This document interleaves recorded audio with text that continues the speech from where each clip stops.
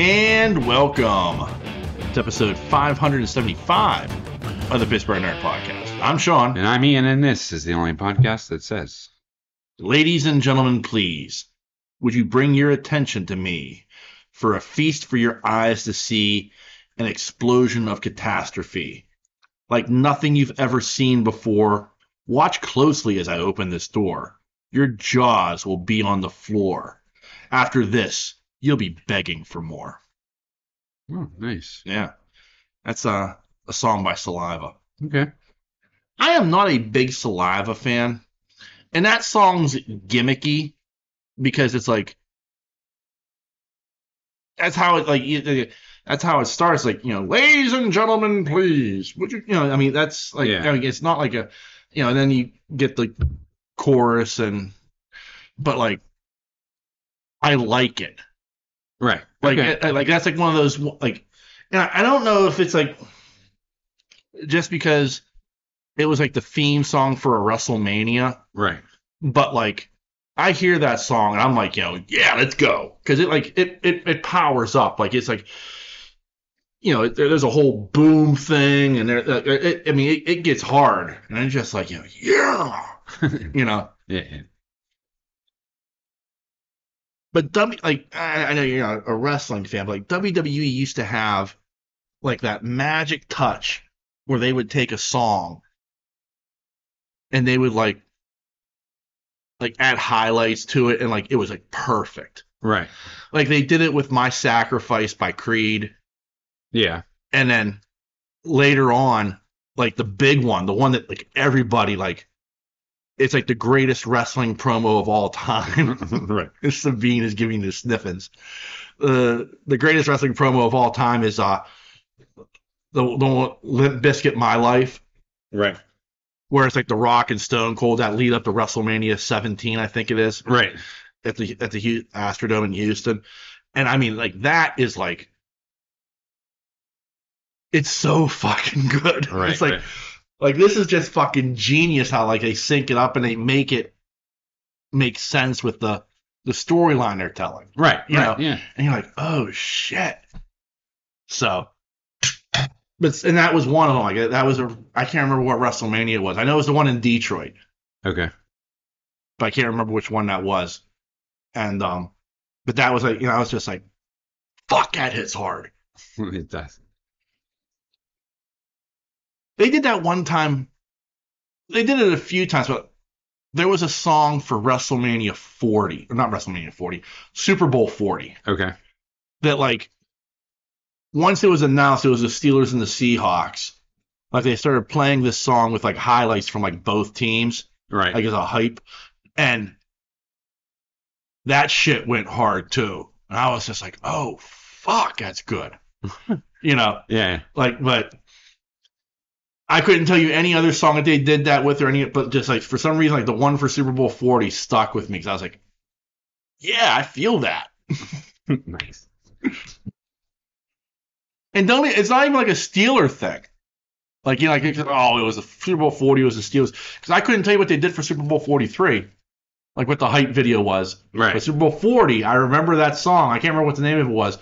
I know it was by Mike Shinoda's band. And for those who don't know, Mike Shinoda, he was one of the vocalists from Linkin Park. Okay.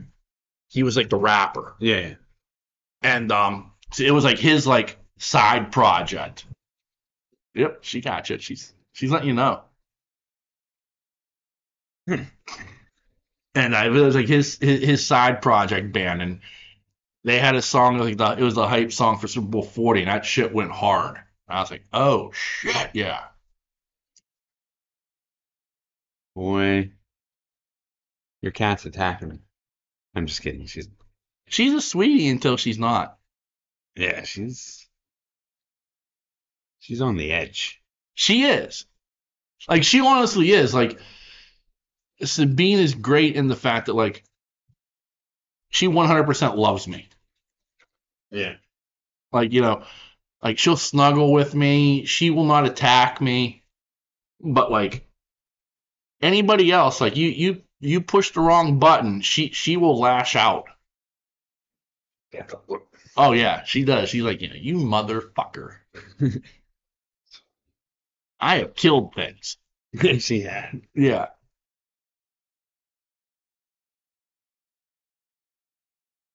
But Anyways, with me, she's an absolute sweetheart. have you been watching anything? I watched quite a few things this week. Well, past couple of weeks. Well, yeah. What's you watch this week? Um, I watched a documentary called Brats, Okay. and it was about the Brat Pack from the 1980s, Okay. and like everything that was kind of involved with that. And Okay. it was interesting. It was like Andrew McCarthy was kind of like on a quest to kind of like, in a way, put that behind him. Okay. And he was talking to other people who were kind of lumped into the Brat Pack. Okay. But he also talked to like other people, like pop culture experts and stuff. And it was very interesting, like, because like to him, being lumped into the Brat Pack was like a badge of disgrace. Okay. Like, because the article that came out, which was dubbed them the Brat Pack, was really like a hit piece of like, they're not that serious about acting. They're happy doing these silly little roles, and that wasn't the case at all. Like they took the craft very seriously, like all of them. But it ended up as like this stigma against them, and it a lot of them, it took a lot to fight through that. Yeah. And some of them never got over it, like McCarthy. Emilio Estevez never really got over it. Yeah.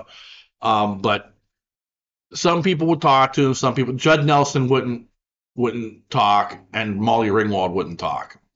But he talked to like Emilio Estevez. He talked to Rob Lowe. He talked to Ali Sheedy, Timothy Hutton, and somebody else.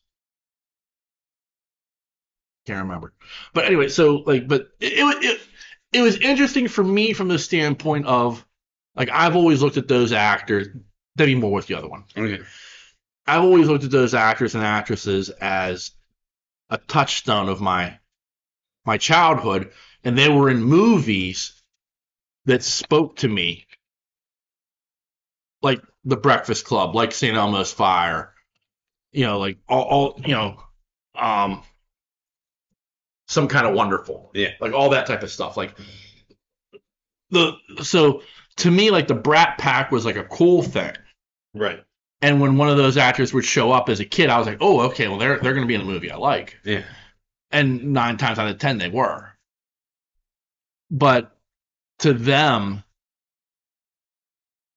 it wasn't like, except for Rob Lowe. Rob Lowe was the only one who was like, look at what the fuck we did. Yeah. Like we could have sold out Shea Stadium like the Beatles if we wanted to. Yeah. Just show up on stage and reenact scenes from our movies. Yeah. Like we were that popular. He's like, and everybody else viewed it as a stigma against them. And I was like, I took it as a good thing. Like, we were like being compared to the Rat Pack. Yeah. And we could get into all the cool places, and we could, almost do whatever we wanted. And so like Rob Lowe was like the only one who like had like this like positive attitude about it. Like everybody else was like, fuck, it was the worst. Yeah. But it was very interesting, like,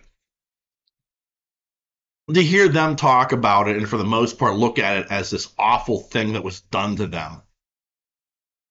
But yet also hear people like me who were like, but you were beloved because of it. Yeah.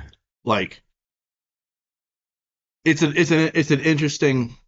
a very interesting documentary, and if it's something that interests you, like, I know you have no interest in this. No.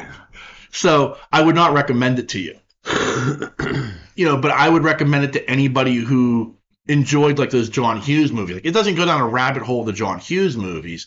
It's talking about the effect that that article had on all of them, and the burden that they felt they carried from it afterwards. Yeah. And that's very interesting. Okay.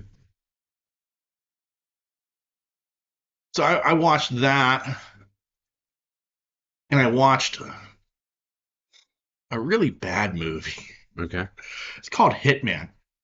Hitman. Yeah, it's a Netflix movie, and it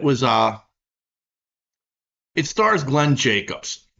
Now, you're gonna remember Glenn Jacobs. He was Hangman in Maverick, Top Okay. Gun Maverick, and that's one of the reasons why I wanted to watch, because I like him. Like the whole reason I want to watch the Twister sequel was because he's in it. Like, Right. he's interesting. And so I thought, okay, well, this looks kind of interesting. I'm going to give it a try. And it was not what I was hoping for Right. at all.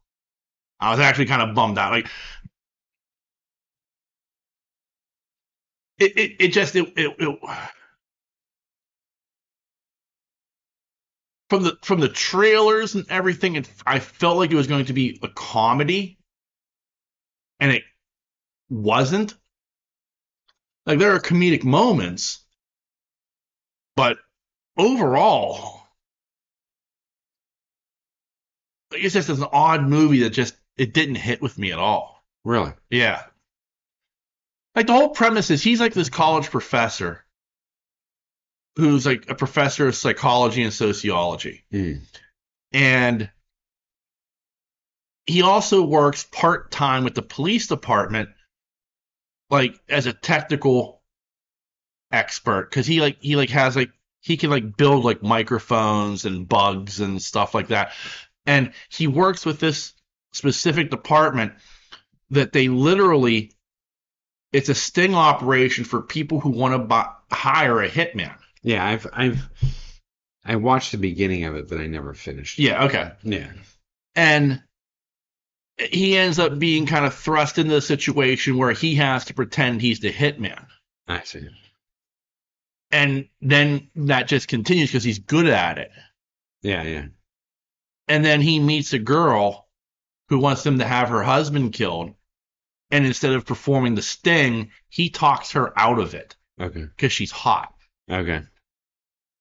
And then later on, they meet up and, they end up getting together, and she thinks she's dating a hitman, and he's pretending to be a hitman. Right, right. Like, and all hell breaks loose, of course, but like it wasn't that good. Okay. Like I thought it could have been a whole lot more, and it really wasn't. And I hate to say it, I'm kind of bummed out by it because I like him a lot. Yeah. And I thought, well, this is going to be pretty funny from the look of things, and then it just never delivered on the humor I was looking for. Huh. I get it. Yeah, it kind of like went down a different road. Yeah, it kind of went down a different road of like a dramedy or something. I'm not quite sure, but yeah, I didn't care for it. I hate saying that, and it wasn't like, and like it was even a bigger bummer is like it was directed by Richard Linklater. Oh, okay. Who's like a really good director, Yeah. And I was just like, wow, Richard Linklater directed this, and he was in on this, and this is what they gave us. Holy shit.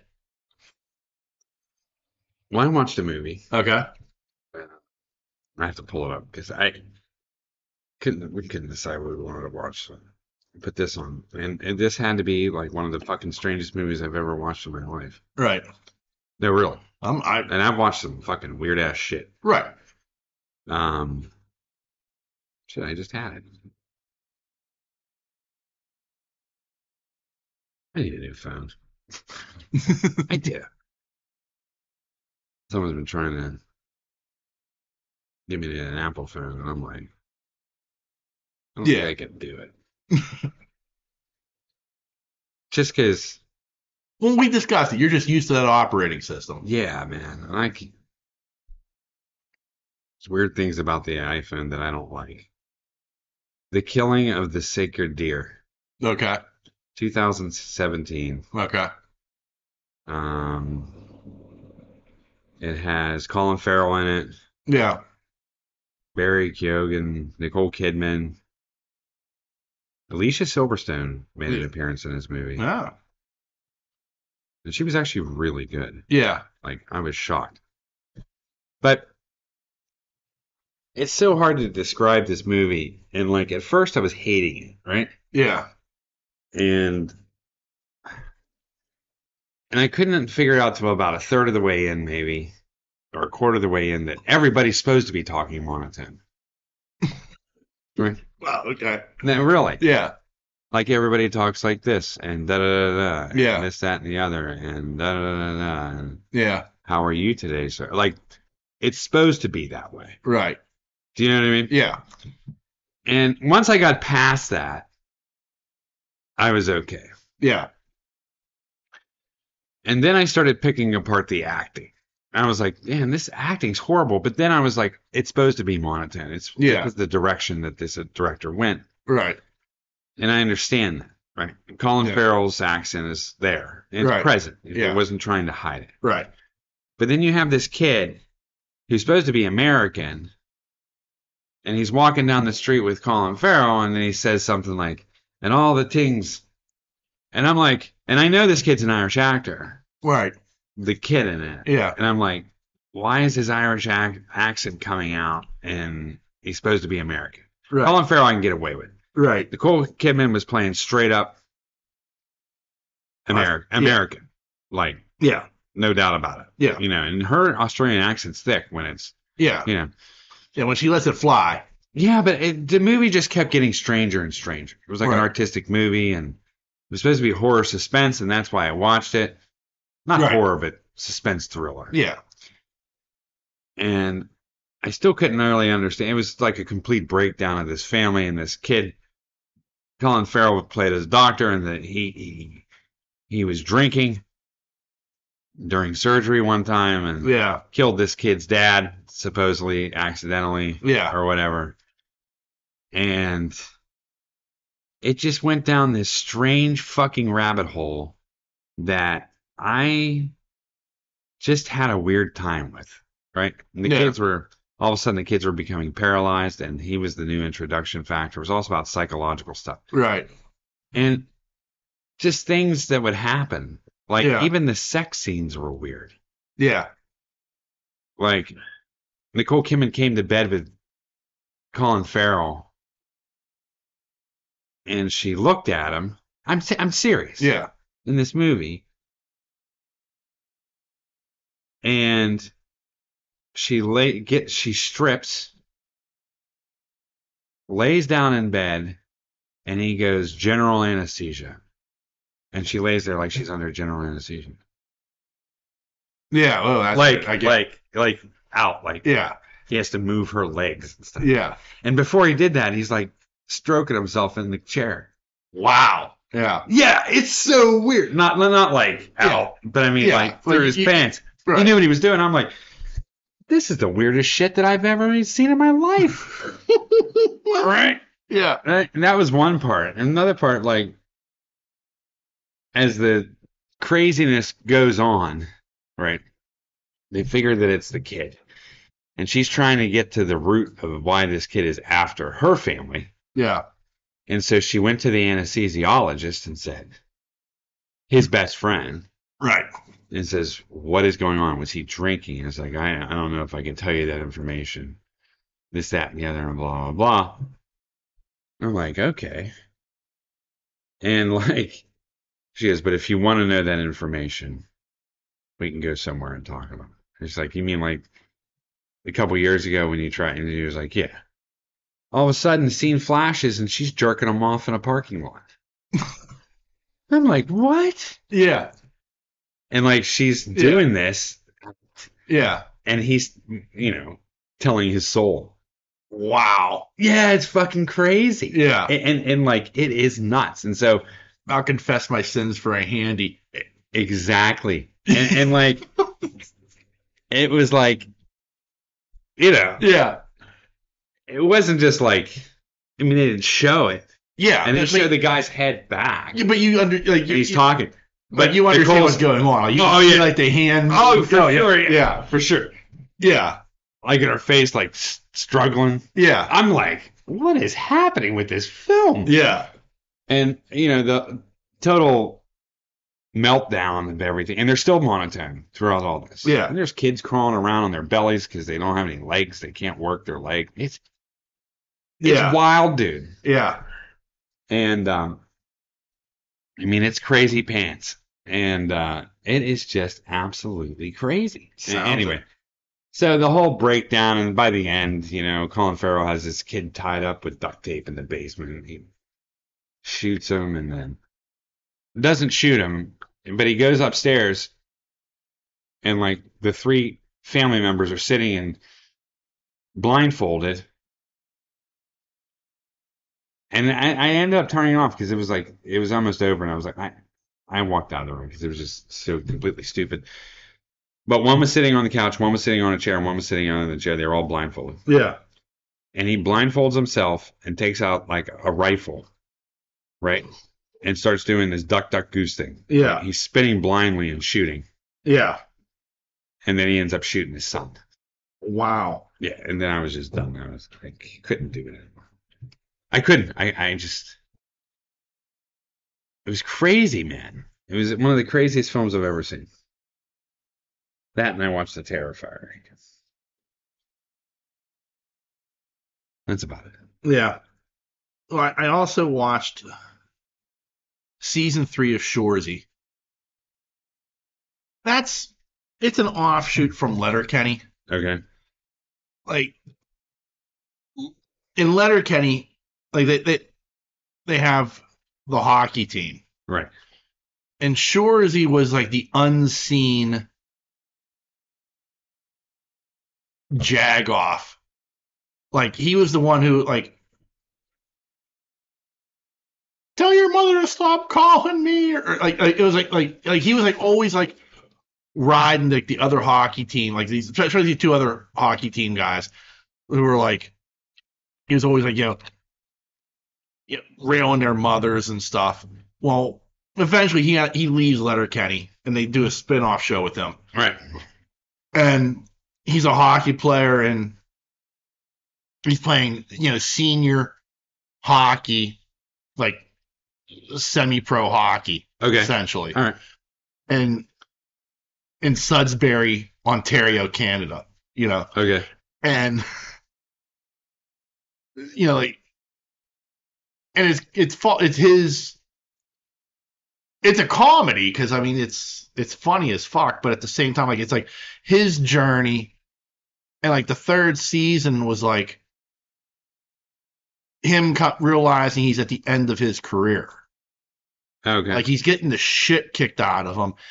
The only way he's contributing is by being an instigator. Okay. And he's had 2 concussions in a month. He's got a shattered ankle that he's still skating on and a hip pointer, so he can't push the poop. Yeah. I mean, like there's all sorts of stuff that's wrong with them, and he's just like, you keep going till you can't go. Yeah. And they're like, you can't go. Yeah. I get it. And it's a really first off, Letterkenny is a really good show. Like I would highly recommend it. It's on Hulu. If you haven't watched it, I highly recommend it because it's funny as fuck. And Jared Kelso is fantastic. He's the main character, Wayne, in Letterkenny, and he plays Shorsy both in Letterkenny, which is why you never see him, and he also plays Shorsy in Shorsy.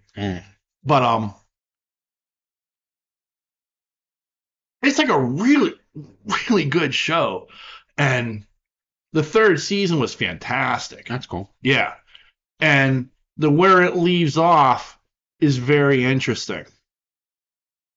Because they even, like, at the end of it, like, it's 3 seasons, and they're like, at the end of it, it comes up on the screen, this ends Shorsy part 1. Okay. And it's like, so what's part 2? Yeah, Yeah. So it's a really good show. I'd recommend you go watch Letterkenny first, just to get a feel for the style. I mean, it's crude humor the majority of the time, and especially in Shorsy. Yeah. But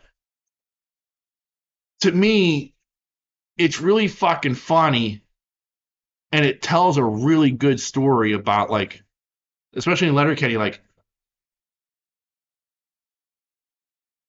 being that guy that everybody will rally around. Okay.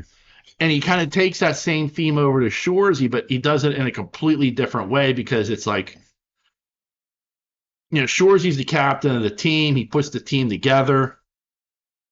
And it's like, that's our guy. He's an asshole, but that's our guy. Right. And it's pretty cool. Like I enjoyed the fuck out of it, and there was even a moment in the final episode of season 3. I got a little teary eyed. Not a full Sally up, but I did like have like some mist in my eyes there. Mist. Because I knew it's like that thing. This is the best way I can describe it. Like the moment he has there's a moment at the end of season 3, and I had the exact same moment, but in a different way. Okay. Like I remember my last football game. Now, again, high school football. I understand. Most people are going to be like, ooh, but that was my life. You can attest to this. Yeah. Football was life for me. Yeah. Like I had other interests, but football was top. Yeah. That was who I was. Yeah. And I played my last game against Sarah High School. It was an away game. And after the game, we all went, the team comes back, and there used to be a restaurant where Glassport Stadium is. There used to be a restaurant called Johnny K's where that Rite Aid was. Okay. And so after the game, we all go back, shower, change. Everybody's going to Johnny K's because it's the last game of the season. Mm-hmm. And Johnny K's had like an outdoor patio. Mm-hmm. And from the outdoor patio, you were looking right at the stadium. Okay. And I just remember staring at the stadium, knowing at that time I was never going to play organized football again. Yeah. Like it was my career was done. I wasn't going to go to college because I didn't have the grades. Yeah. Nothing else was going to happen for me. I was done playing football on an organized level of any type. Right. And I'm just staring at the stadium. And Ed Geshin, who was a teacher at Glassport Elementary, but he was also the offensive line coach and the defensive coordinator. Mm. And he walks over to me and he's like, why aren't you with everybody else? I'm like, I'm just taking one last look. Yeah. I'm never going to compete again. Yeah. I know that. And he just looked at me and he goes, Kuhn, I'm going to tell you something I've never told you. You were one of the best players I have ever coached. Mm-hmm. You took what I said and you took it to heart and you ran with it every single time. Yeah. And you delivered every single game. Yeah. It's pretty good. Yeah, I mean, it meant the world to me. Yeah. Like, because I respected him. Like, he was. It's hard to describe, but like, I had no respect for my head coach, but I respected Ed Geshin. Okay. Like, Ed Geshin, I would have ran through a wall for. Yeah. Like, there are a few coaches I would have done that for. Ed Geshin was one, and Jack Heisterman was the other. Jack Heisterman was my Little League football coach. Uh-huh. Like, I would have ran through a brick wall for Jack Heisterman. And Jack Heisterman knew it and took advantage of it and put me in positions to run through a brick wall for him. Yeah. You know what I mean? Like, and I feel like Ed Geshin did that sometimes too. Like, he figured out ways like, I'm going to harness what this kid has and I'm going to focus it properly, where my head coach wouldn't do that. I don't know. So, but anyway, but I know that feeling that Shorsy was having at the end of that, near the end of that episode. Yeah. Because I went through it too in a way. Yeah. Like, not that I was a 36-year-old playing senior hockey in Northern Ontario, but knowing anybody who's an athlete, maybe not even an athlete, maybe you went through it too as with band. But there's just that moment that you realize it's done. Yeah. And like you could, no matter what you do, and for about 10 years, I chased it, trying to find something to replace that feeling, and you'd never find it again. No, you don't. No, I know. I understand. Yeah.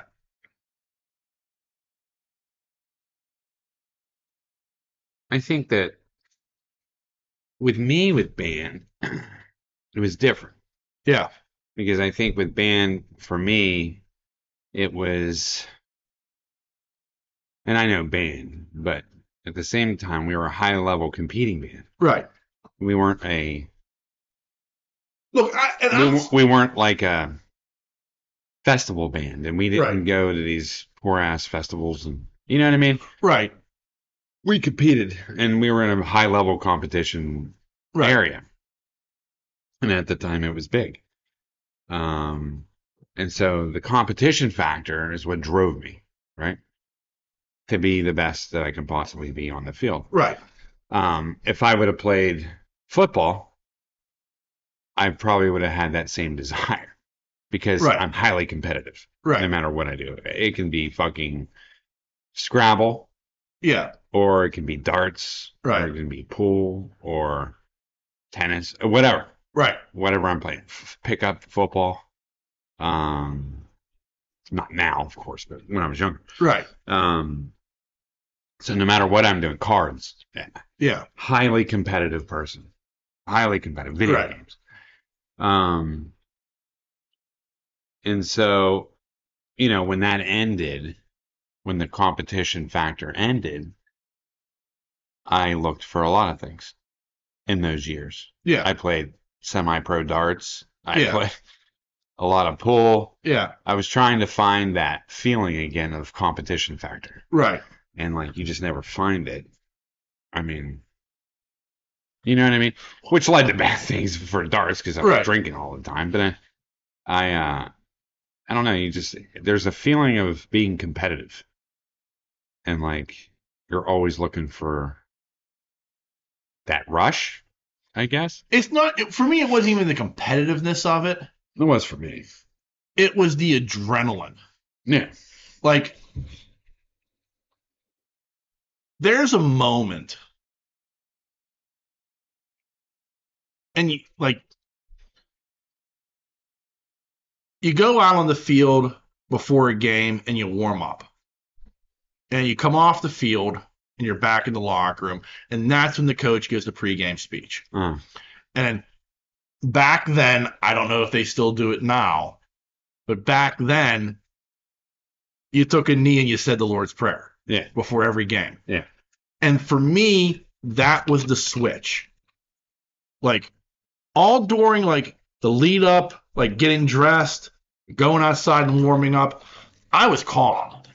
I had a switch I could flip. And not many people can do this. Yeah. And I'm not saying, like, I'm special or anything, but it's just something I developed. Where the Lord's Prayer was the activation switch. Yeah. Because now it's time to go.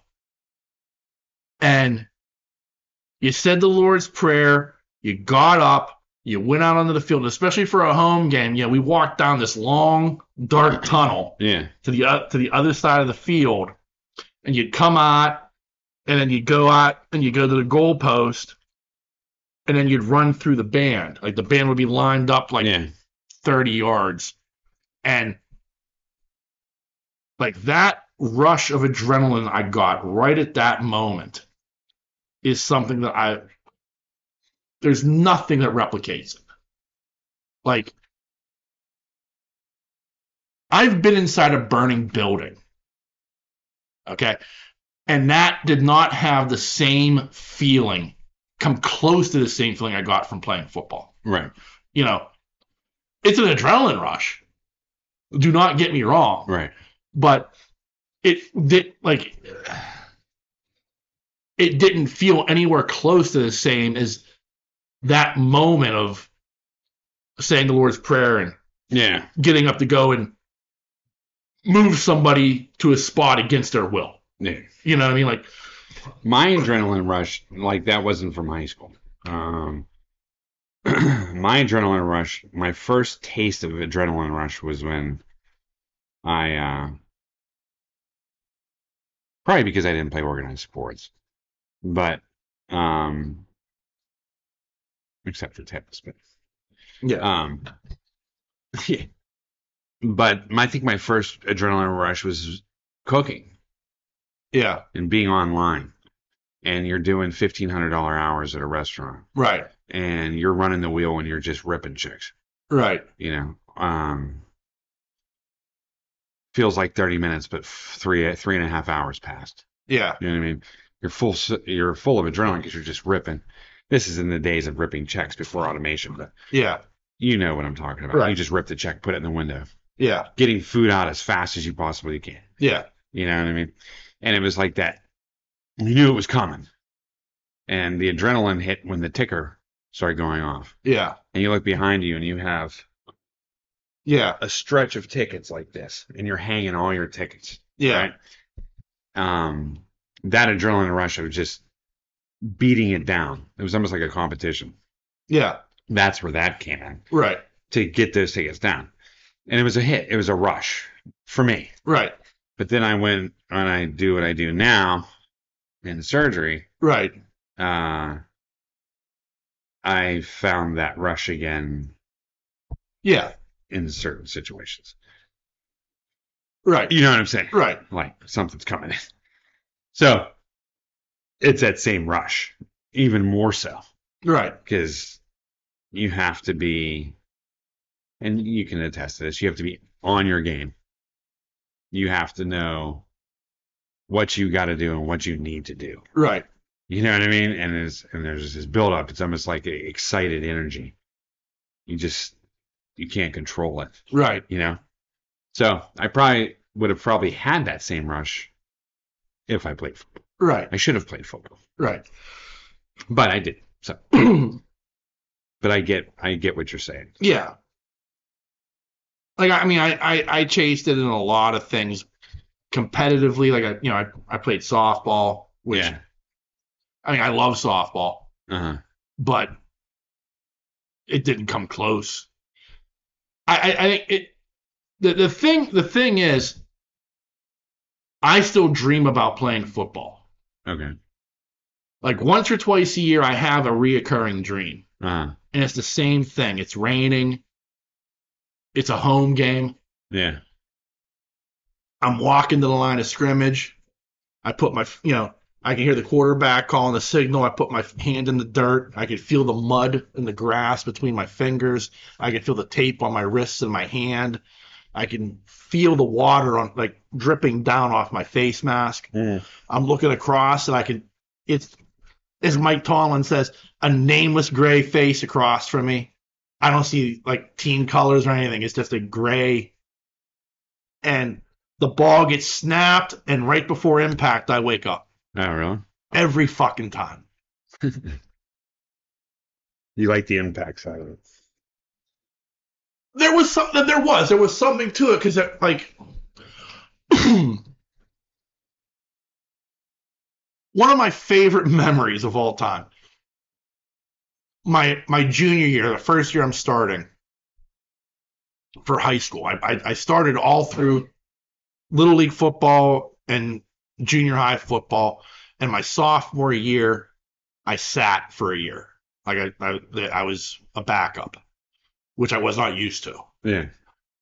But my junior year, I started, and we were playing. I think it was Deer Lakes. I can't remember, but there's this play, and it was on Channel 11, the Fedco zone. Yeah. Back then. They used to do this thing where they had like the Channel 11 chopper would come flying over your stadium. Channel 11 would send somebody, and you were in the Fedco zone. Yeah. John Fedco was the local sports reporter. Yeah. And so we're running this play at the goal line, and the running back, he's going into the hole, and Fedco even says, and it looks like it's going to be a tackle for a loss, but where did that linebacker go? Well, it was me destroying that linebacker. But you never, you actually have to slow the tape down and view it frame by frame, and you see me just come right across, put my shoulder right into his rib cage, and he goes flying. And Chris Gress, the running back, just walks right in for the touchdown. Yeah. But it was me absolutely destroying that linebacker. Yeah. Like, I knocked him into next week, quite literally. Yeah. Yeah. And, like, but if you slow it down frame by frame, you see this blue flash come across the screen. It's me just destroying that guy. And that's like one of my all-time favorite memories is like, they couldn't get me on film. I hit him so fucking hard and fast. Yeah. But did your coaches know you did it? Well, I mean, like when you watch it on film, like because when you watch it from, even though like you get the full 22, but it's from like the side. Yeah. Because you do it up in the press box. Yeah. So that's where the filming is. So yeah, you see me like wipe that guy out,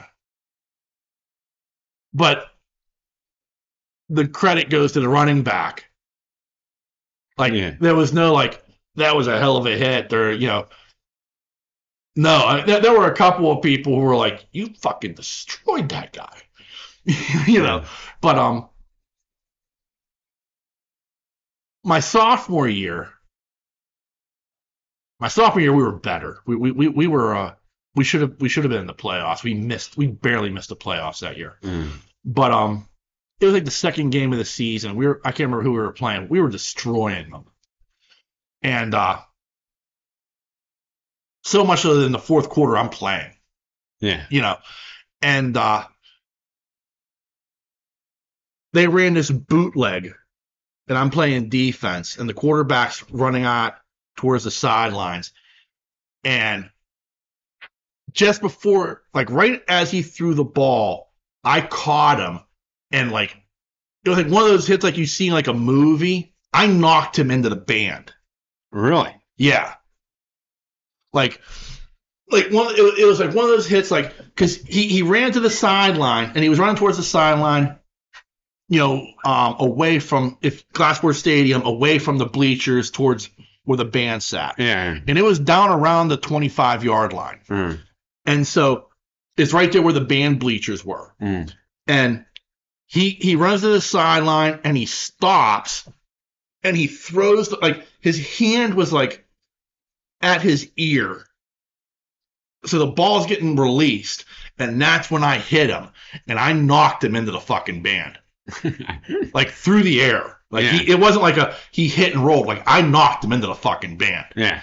And after the game, our quarterback, Derek Haywood, grabs me and goes, you better not ever fucking hit me like that.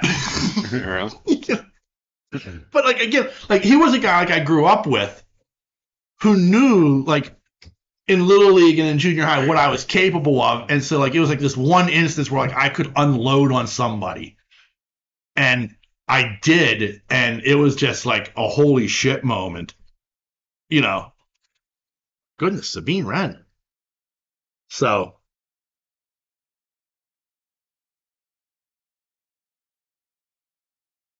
what are you doing, Sabine? You're interrupting a podcast. And being friendly. There, pop. Let's go. All right, well, enough of that. That's trips down memory lane, like I'm sure nobody wants to hear. Right. So I did see, and I'm interested to hear your take on this and the genre as a whole. Apparently, Peacock is developing a limited series about John Wayne Gacy. Okay. Now, this is off the heels of last year, Netflix did the Dahmer series that was well received. And as a whole, the serial killer / murder mystery genre just exploding and continuing to explode. Yeah. As a pop culture phenomenon. Right. Like, how interested are you in something like that? And like, when do you think the bubble is going to break on this? I don't know. I mean, it's been going on for a while now. You Yeah. know what I mean? Like it's that thing that's always kind of been there. I mean, you go back to like the 80s and 90s with like unsolved mysteries. Yeah, yeah. Like I mean that's always been a thing. Um but it's just that odd thing of like lately, like particularly like it has really exploded within the last 5 years or so. Oh, You know what I mean? Like it's an odd to me it's an odd phenomenon yeah. of like how far it's taken off. Right. But also it's like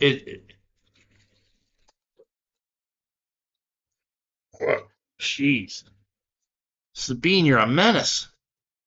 Sorry. Um like I said, like I mean the Dahmer show on Netflix did really, really well. Nancy watched it, said it was very, very good. Yeah. She loves watching stuff like this. Yeah. Um, I don't like. She's always fascinated. I don't know this shit. Right. Like I know the name John Wayne Gacy. I know he dressed as a clown at some point. Yeah. But beyond that, like I don't know anything about him Yeah.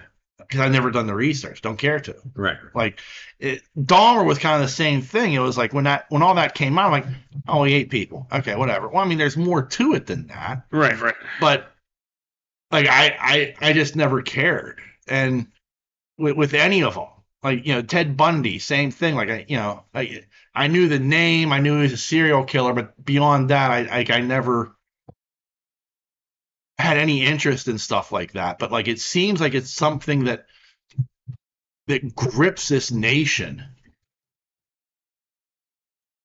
like as a whole. Like people like really want and like I hate to say enjoy it, but they seem to. It seems to be. It catches. It's fascination. Yeah.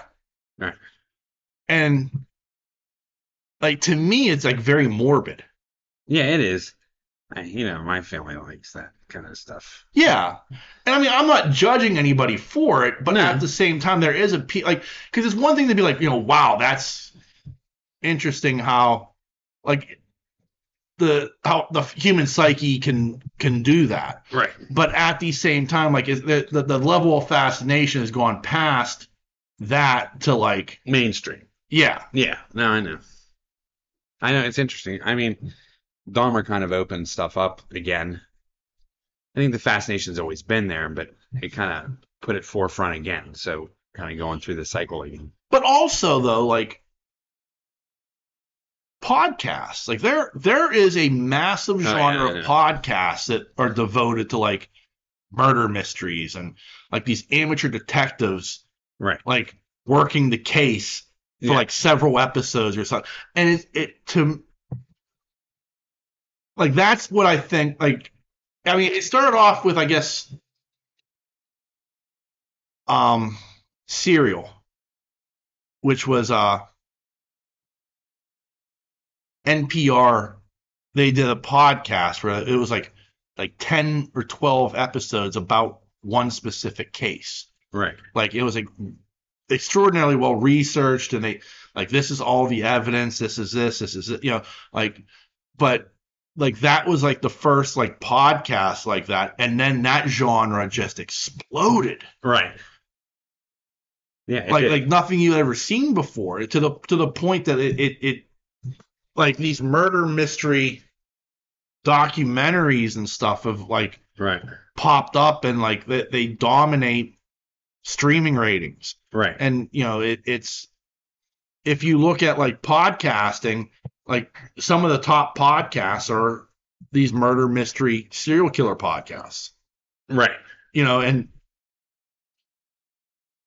it to me is and I'm not saying like, well, we should be number one or geek, pop culture geek stuff that should be number one. I'm not saying that at all. But at the same time, like I think it's more of a fascination of what catches the national interest. Right. And I feel like this is a balloon. Like like we always talk about like zombie movies are are a cycle. Yeah. Like, and it's usually when times are at their worst that zombie stuff becomes popular. Right. And then as things get better, they fade away. And like, horror kind of does that. It goes in cycles. Right. This is a cycle that hasn't ended though. Right. Right. You know what I mean? Like, Yeah. and it's gone on for at least 5 to 7 years now. And I'm fascinated by it only because it kind of affects what like this podcast in a way. Yeah. Yeah. Like if you give the average person an opportunity to listen to us or listen to like a murder mystery podcast, they're probably going to choose a murder mystery podcast. Oh yeah, sure. Yeah, no, I hear you. You know what I mean? Like, I mean, I'm not saying that as as anything, but I mean that just seems like that's the choice. Yeah. Yeah. I mean, outside of like celebrities, which I mean, they're always gonna, like Rogan and Kevin Smith and stuff like that. That's always gonna have their massive following. Yeah. But like, it seems like there are a lot of like independent podcasts that are in that genre that seem to do very, very well. Right. And even the ones that aren't independent do really, really well. Right. And then that goes over to streaming where you have an entire genre of these shows as well. Yeah. Like these documentaries and stuff that go on and on about this. And it's kind of it is as fascinating to me. And then like and for Peacock to be like, well, we're doing a John Wayne Gacy show. Look at us. Yeah. We're part of the group. Yeah. Yeah, exactly. It's very interesting to me. Will you watch the John Wayne Gacy show? No. I like it. I'm interested to a certain point, but it just doesn't interest me that much. Yeah. Like, I know people out there like that exist. Yeah. It should be just put to death. Yeah. I mean, and I get it, and I don't know. It just doesn't interest me that much. Yeah. You know what I mean? Like, yeah. I don't know. I just one of those things. Yeah. I think what interests me more is the copycat killers. Yeah, like what? Yeah, like because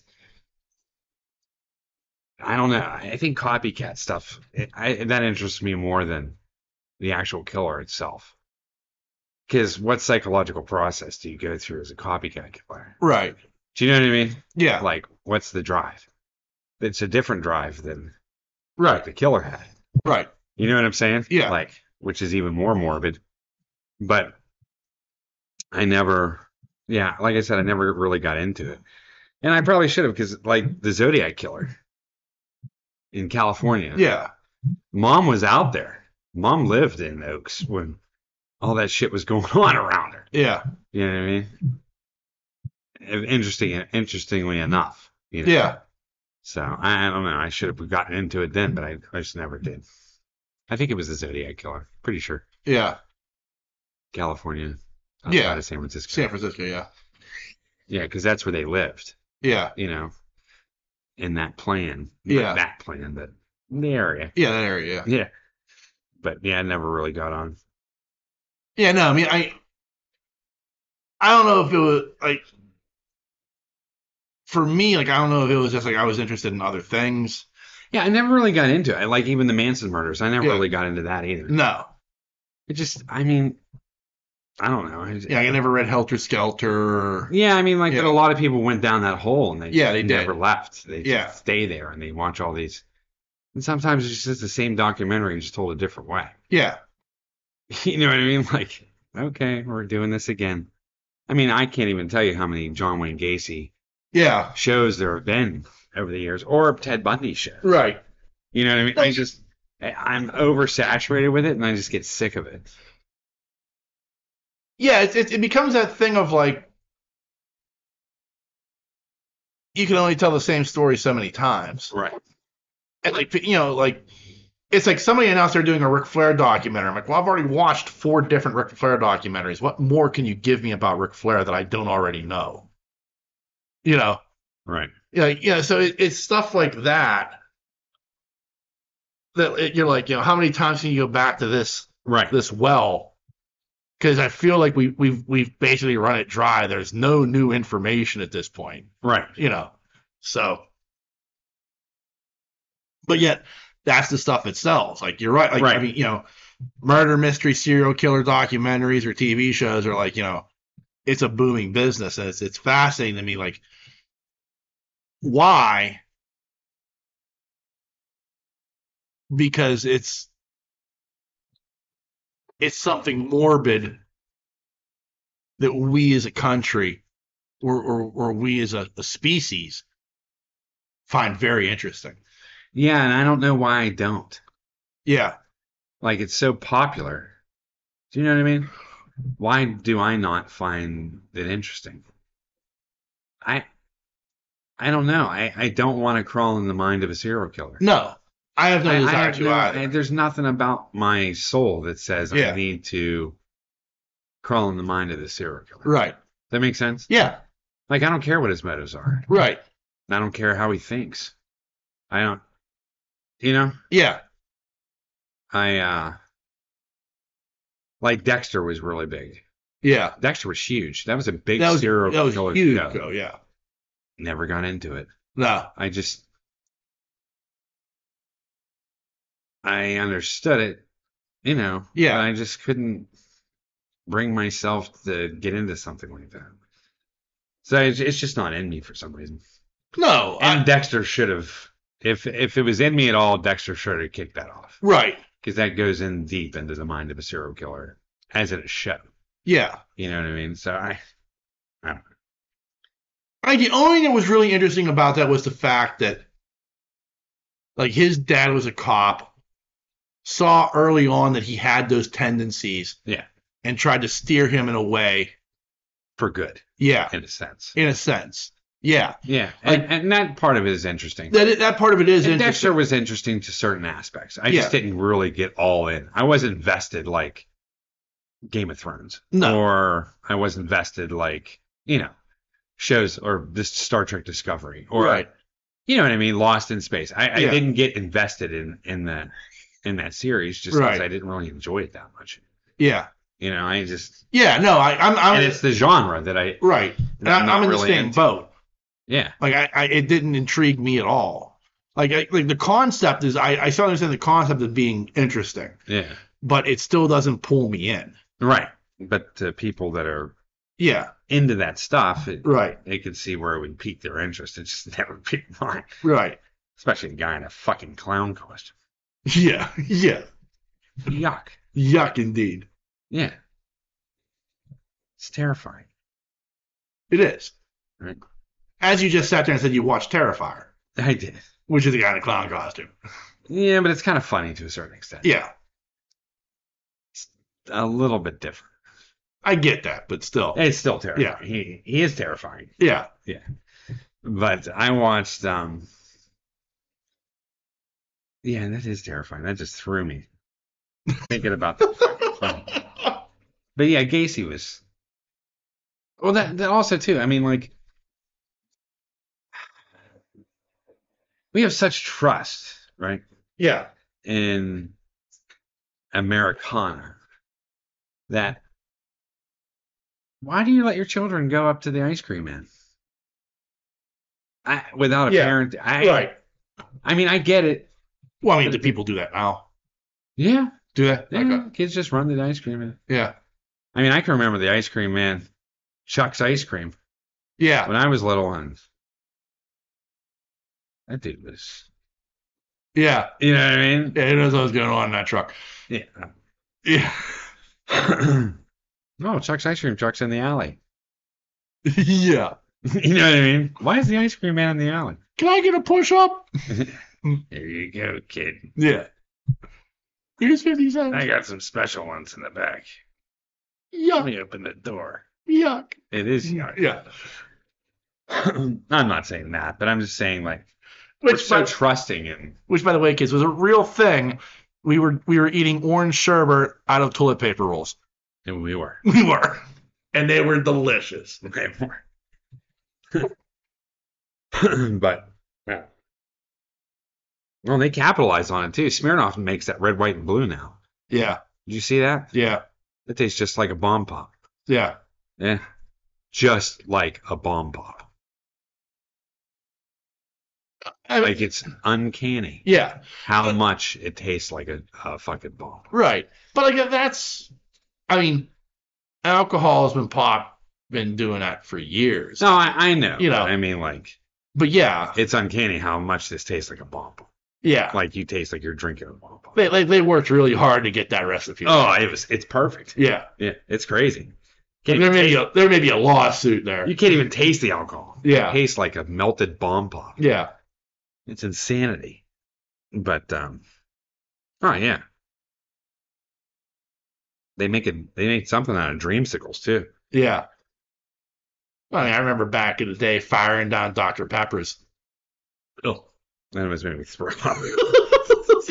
Still can't do that. I still can't do it, Dr. Pepper. Oh. Save my life. Oh, I mean, any of that stuff, like I get a little bow at the top of my throat. Those Dr. Peppers were bad, though. They were. Yeah, even the smell of amaretto, I can't. I'm just like, ugh. They're like Goldschlager and Wild Turkey. Like if you like even like open a bottle near me, I immediately have a gag reflex. Ew. Wild turkey. Yeah. I've never been a bourbon or whiskey fan. Yeah. So, like, it just doesn't, it never, not that it makes me mean or anything, because whiskey can make people mean. Right. It can't. It has this effect on people that just make them fucking mean. Yeah. It doesn't make me mean, or it didn't back in the day, because I haven't drank whiskey for years. Whiskey. Yeah. It's never appealed to me. You know, like my dad drinks scotch, and it's hard for me to even smell scotch. But I understand the complexity of whiskey, and I respect the process, Yeah. like aged barrels and stuff like that. I completely respect that process. Yeah. But and I think it's cool, and I'm fascinated by old whiskeys. Yeah. You know, like the $400 bottles of whiskey. Yeah. And whiskey drinkers, the ones that are really into it, know their whiskeys and know the flavors and know how it's made, and you know, whether it be aged oak barrel or something else. I mean, they know. Yeah. You know what I mean? Like Yeah. they know their senses, their taste, their smell, they know it. I've never been one of those guys. Like I never got into that side of it, Yeah. you know. As with like vodka and tequila, I do enjoy those. Yeah. And I know good tasting vodka and good tasting tequila. Yeah. You know what I'm saying? Yeah. But not like the whiskey drinkers. It's a whole different sect.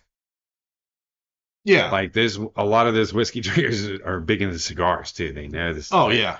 You know, I'm gonna have this cigar with this type it's of a whole whiskey. type Yeah. of thing. Oh yeah. I'm not like that, but I've tasted some good tequila over the years. Well, not recently. But I've had some shitty tequila. I've had good tequila. You know what I mean? See, I was never a connoisseur per se. Like it was like, give me a Jim Beam and Coke. Right. You know. That's what I mean. But these are sipping whiskeys that these. Yeah. They're sipping. Oh yeah. I mean, I understand. There's a whole other level to it that like. I well, personally think that if you're just going out for drinks, yeah. right? If you're going out for drinks and you want like a margarita or something like that, I say just put the cheap shit in. Yeah. Don't waste your money on Right. really good tequila. Yeah. You know what I mean? It's masked by everything. Right. Same thing with vodka. I mean, if you're gonna do a shot of it, that's different. Right. Or sip it, that's different. Right. But if you're just looking to have a margarita, I say just get the cheap shit. If you're gonna make them. Yeah. Or even if you're out, just get bottom shelf. Yeah. Because it's not going to make that much of a difference. No. Because there's so many different flavors in a margarita and Yeah. stuff like that oftentimes that I think the tequila gets masked. Right. Even rum ritas, like Yeah. made with rum, go with bottom shelf. Yeah. Go with the good shit. Right. Anyway, that's my personal. I agree. Like, It's a difference between $60 a bottle for good tequila or $20 for yeah. the cheap Cuervo or Yeah. yeah. Yeah. So, I was always drinking from the bottom shelf, so. huh? I was always drinking from the bottom shelf. So was I. Yeah. Yeah, like I don't think I've ever had a good bottle of anything. I did like Absolute vodka when I was younger. Yeah. There's better vodkas now, but Absolute's a good vodka. Yeah. But I never got like Stolies. Yeah. You know what I mean? Like I never got, or Vladimir or whatever the Yeah. fuck it's called. I never got that. No Grey Goose for you. Grey Goose is good. Yeah. It's expensive. Yeah. But so is Absolute. Absolute's kind of expensive too. It's like right above. Yeah. Then you get into Grey Goose, and then Yeah. you know what I mean. But for a mixer, I would just stay with like the Nikolai. You know, Yeah. that crap. That's me. Comes in a gallon plastic jug. You know. It's horrible. It's even bottom shelf at the state store. Yeah. Oh yeah. There's your shitty liquor down here. Yeah. May I suggest? Yeah. Yes, you may. When you show up like with like 2 gallons of that, they're just like, don't you like yourself? No, not really. No, you're not gonna like yourself ever. No, just ring it up, motherfucker. I'm not here for your judgment. Right. Right. You're making wash tub punch. That's right. There's fruit going in this shit. I used to have a buddy that had a machine. You remember? Yeah. You remember the machine? He had a lemon blend machine Oh, okay. Yeah. at yeah. his house. Yeah. He'd make the punch right in that lemon blend. Oh, that's brilliant. With all the fruit. Yeah. Ugh. I have never been so hungover in my entire life. So a couple I gallons. can count on one hand how many, like, I've thought about, like, how many times I've been hungover like that. Yeah. Like, where you're like, I never want to drink again. Ever in my life. You know? Like, Yeah. severely hungover. Yeah. And that one time was from that punch. Yeah. Because I ate the fruit. There have only been a handful of times like I've been like non-functionally hungover. Yeah. Where you're just like, I will never do this. It's again. a wasted 2 days. Yeah. Yeah, exactly. It's just, I don't want to do anything. I just want to sleep. Yeah. Yeah, it doesn't happen very often. But it's usually mixing all those alcohols together is what does it. Like you have a couple drinks, and then you have something, a couple drinks different, then you have beer. You mix all that shit together, it's just no good. Oh yeah, like I mean that was the Donnie Iris concert at Nick's Fat City for me. Really? Because we were buying buckets. They sold beer by the bucket. So you'd buy a bucket that filled with ice and throw like 12 beers in it. So I was buying like buckets of Rolling Rock, and then like mixed shots. So it was like girl would come around with a tray, like I'll take a purple hooter. Yeah. You know, I'll take and then I woke up the next morning at my buddy's house. Not sure how I got there, but I drove. Oh gosh. And in the window, like on like the windowsill, there was a pyramid of the shot glasses. You know, I was just like,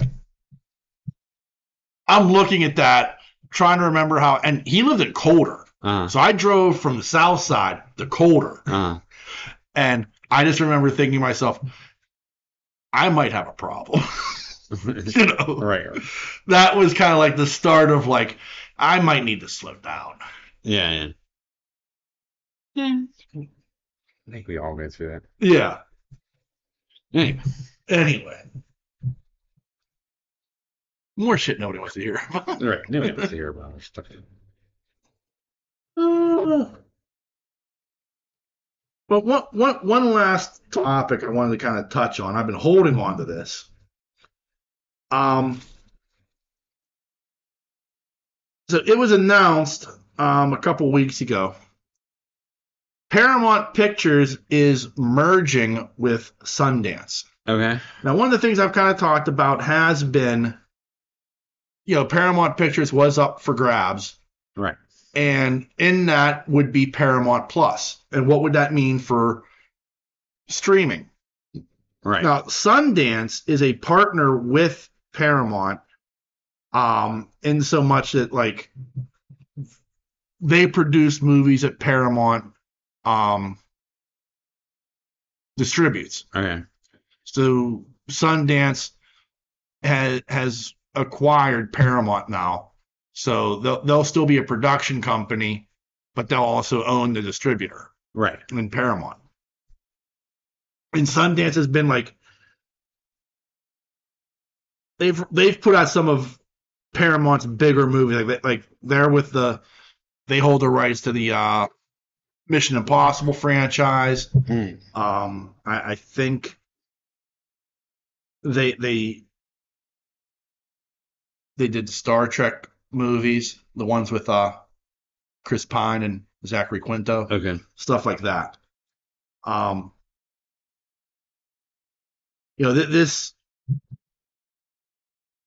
This comes after, apparently, like I said, I know Sony made a bid, which made sense from the standpoint of Sony acquires Paramount and then they get the streaming service that they don't have. Right. But apparently that did not go through, and so it went through with Sundance, who is also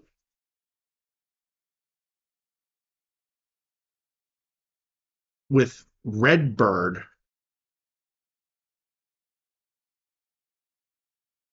Redbird is apparently like a bank, from what I understand. So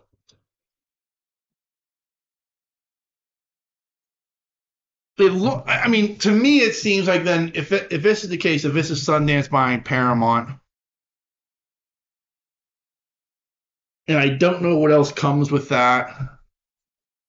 The article doesn't really go into that, but I don't think that includes CBS. I think they're just buying Paramount Pictures. Okay.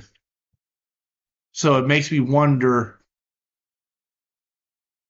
what will